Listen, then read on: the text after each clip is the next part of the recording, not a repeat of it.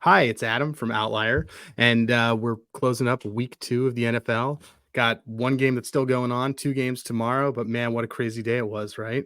So up to this point, after last week when we had unders were 12-4 over City, 12-1 with this game pending, which looks like it's going to go under, so it's going to probably be 12-2 to the over with the Sunday Night Football game.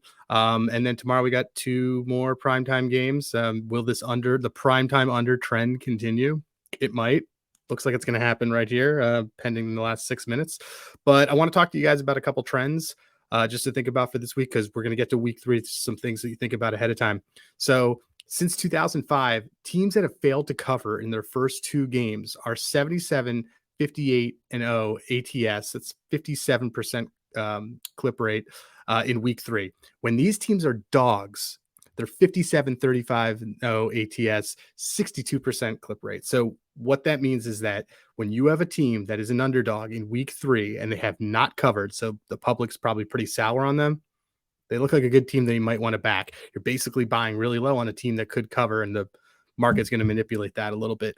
The teams that fit this trend: the Giants, the Vikings, the Texans, the Broncos, and the Bears. None of those teams have covered yet this year, and they are all dogs next weekend. This trend, by the way, was 4-0 last year, so I'm not just pulling it out. Monday Night Football, though, 2 matchups. Both of them are divisional. When divisional opponents play each other in Monday Night Football, the dog is 73, 66, and 3 ATS since 2005.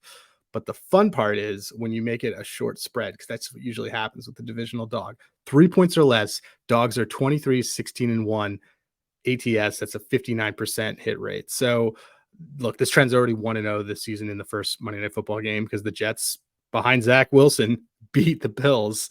So is it going to continue? Just something to think about as you get into the games for Monday Night Football. Look, divisional dogs are always a great trend. I'm not saying blindly take it, but look, the stats don't lie.